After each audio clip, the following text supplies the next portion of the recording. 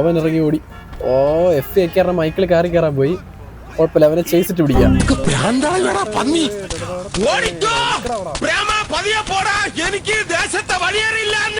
ഇതിപ്പോ ഓടിയ പോയി. വേണ്ട, ആ വണ്ടി വേണ്ട, അവൻ ഇടിച്ചിട്ടിട്ട് പൊക്കളായി. ഇത് സ്ലോ ആക്കി ഈ വണ്ടിയിൽ കയറാം. ബാബാ താങ്ക് യു അമ്മച്ചി.